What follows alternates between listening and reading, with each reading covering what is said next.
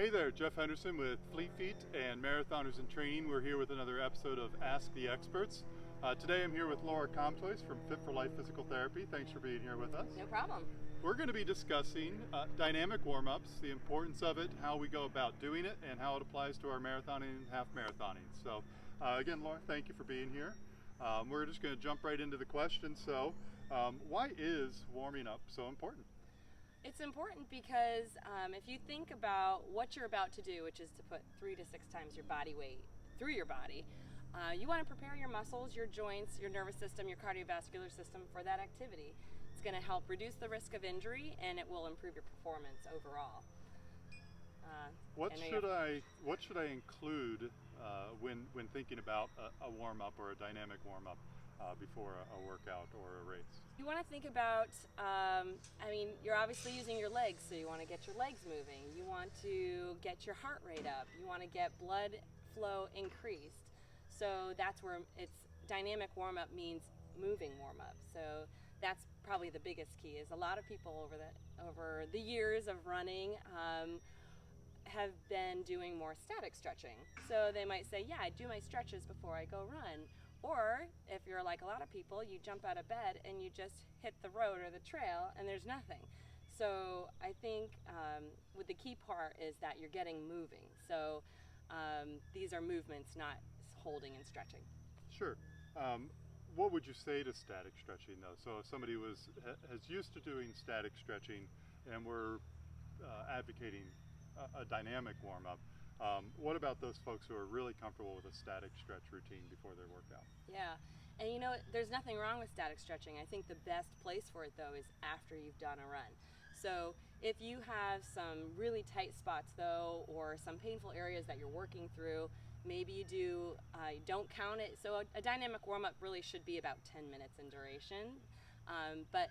So you don't want to count the static stretching towards that total time, but you might do a little bit of a warm-up and then you say, okay, now maybe you have tight calves, so now I'm going to stretch my calves for a little bit or stretch my piriformis, and then I'm going to go back to that dynamic warm-up right before I'm about to run. So it's okay to do some static in there as long as there's a little bit more movement right before you're about to hit the trail or the road. And then the static stretching, longer holds, low load duration stretches, those you want to do after your Perfect. Thank you. So you mentioned, about 10 minutes. So would a 10-minute walk or a light jog, so a continuous activity, just moving, be long enough for my muscles to reach their optimum temperature, or do I need to do something else in addition to just a light walk or jog? So you want to think about all the joints that are going to be working while you're running. So light walk or jog is better than nothing. But I would say if you want your peak performance and reduced risk of injury, which is the goal of this, then you really want to take your joints through their mobility. So walking, you're really not going to get a deeper knee bend or get your ankle to go through full mobility or your hips to get through full range of motion. That's not going to happen with walking. And jogging is really like you're starting to run. So really we want to do different movements like a squat or a lunge or calf, pressing your heel down towards the floor and then raising your toes up, going through your full ankle joint mobility, all the joints of the lower extremity before you start doing something like a walk or a jog. Excellent. Is there a heart rate that I should target or a percentage of my heart rate that I should target while doing a dynamic warm-up?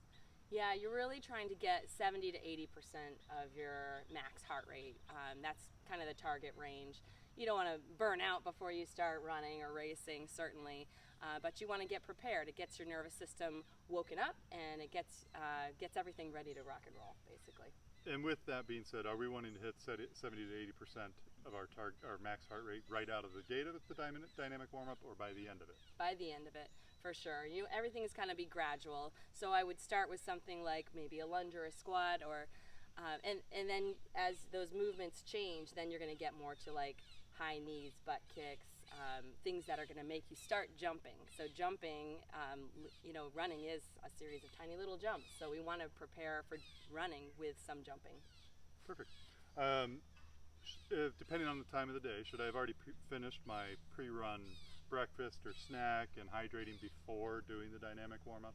I say yes. I think you should be ready, pretty much ready to roll for your run as you're doing that dynamic warm up. It only needs to be 10 minutes. So. What's an ideal time frame? So if I'm running at 8 a.m. or say I've got a race at 8 a.m., when should I start doing the dynamic warm up in relation to my run or my race? Yeah, it's right before. It's that 10 minutes right before. So if you're waiting in the gate, that's when you're doing it. You know, if you're in the corral or if you're just about to go out, you know, by a bench or a picnic table or something, or if you're at a treadmill, wherever it is, it's just right before you're about to start. Some might seem like this feels like a fairly boring routine. Is it really that important? Is it going to make that big of a difference? Yes, it really will.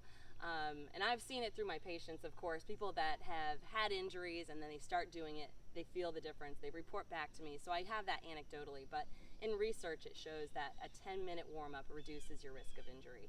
So we all want that. We want to keep running. So we don't want to have that come up. So yeah, it's super important.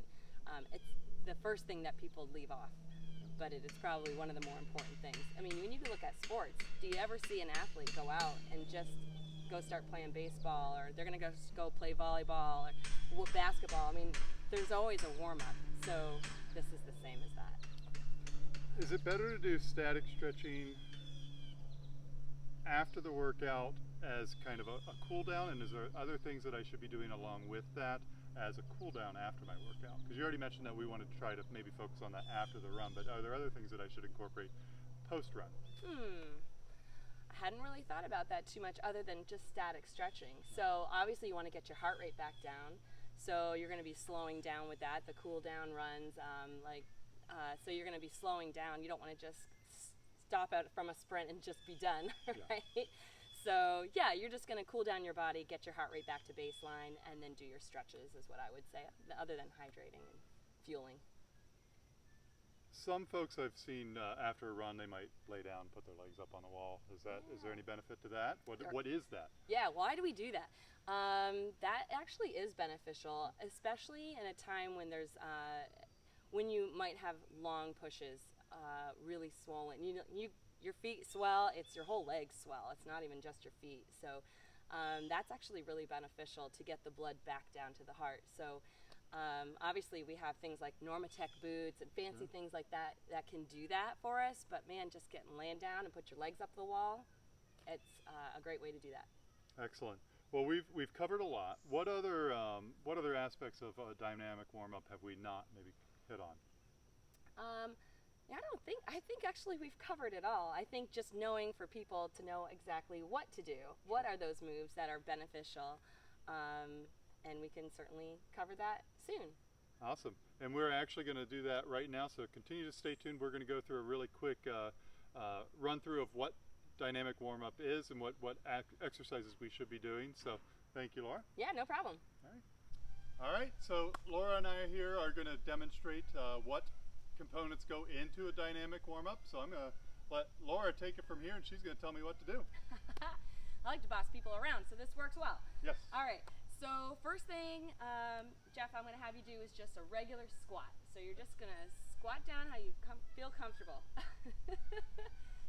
Go ahead. I'm never comfortable doing squats. Never comfortable doing squats. But notice when he comes down, and I'm going to show from the side, when you come down to do a squat, just make sure that you're sitting like you're back, so that your hips are going back like you're about to get into a chair, so that your knees don't go past your toes this way.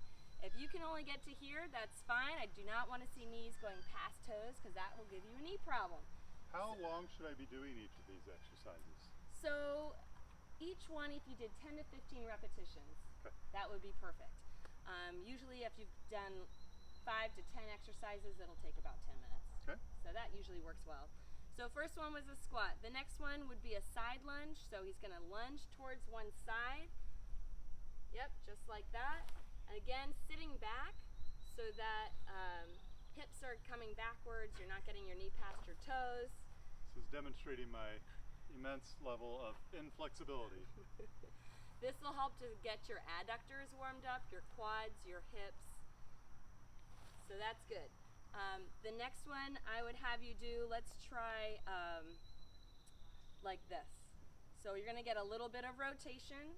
Shoulders are going to get a little bit of movement because we do use our arms when we run. So a little opposite rotational movement. Again, getting hip flexors warmed up for this one, and shoulders and spine. The next one, let's do sit backs. So this will get more towards the back side of your legs, your hamstrings. So that one's going to look like this. So like really key on this one to sit back, like what it's called. And you should feel it down the back side of your leg. You feel that? I do feel that, and it's probably important to note that they may not get the movements right the first time. That's right. And working on this is a work on flexibility in addition to the warm-up. Yeah, I mean every time you do one, you're preparing it for the next one, and as you get deeper into it, you'll be able to get more movement each time. And yes, practice makes perfect. I'm just pointing out that I can't do most of these properly. See, this is good. We're all human. Okay. So the next ones, let's do at the picnic table. So that's where you're going to be doing something like this. Okay. So I call this pedaling. I like this a lot for people who have tight calves, feet. So as you're doing this, Jeff, think about really bending at the toe, because that will stretch the foot. And he's going to stretch his calf at the same time. And again, I'm saying stretch, but he's moving it. He's pushing off and he's moving. He's not holding any of these for any amount of time. So again, it's just waking up that area. The next one will kind of be, if you have like a post or a tree or a bench, yeah, to hold on to, is going to be like this, where you go across your body with your leg. Those would be much more effective. Yes, so obviously than a moving branch. Holding onto the branch, not the best thing, but You can also do it. you could practice your balance.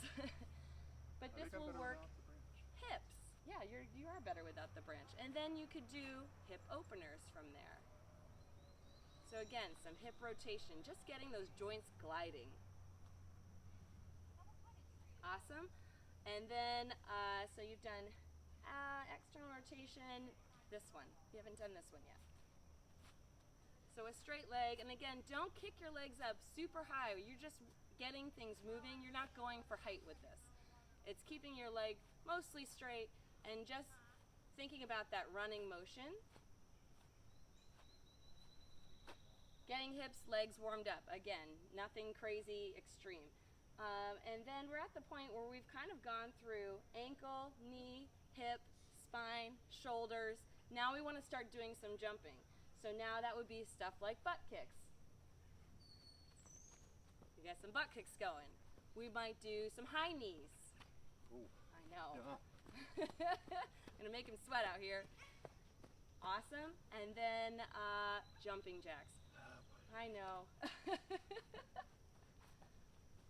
You get the idea. Anything that's going to involve jumping at this point, that's going to be the key. So you don't have to have all exactly the same things that we did here, but put in the things that maybe address a tight area for you, or an area that doesn't feel as good, or you know you have to warm up more, and you can even focus more on that. But these are some examples of some good movements that will get people moving in their whole body, getting ready to run. Sure, and you can check out our full YouTube catalog. We've got some other exercises. One thing to note, I think, is that you went from lower impact to higher impact. Yes. And then, as you mentioned earlier in our talk, we could also add on some static stretching after about 10 minutes of this dynamic movement. Yes, and then then you want to make sure it's almost sandwiched within it. I would say start moving, static stretch, and then move again if you do have to feel like you've got to do a little bit of static stretching. Yep. Excellent. Well, Laura, thank you so much. You're very welcome. Continue to tune in to our Ask the Expert series. We've got a whole schedule of these coming out to you. We'll see you out on the trails. Thanks, Laura. No problem.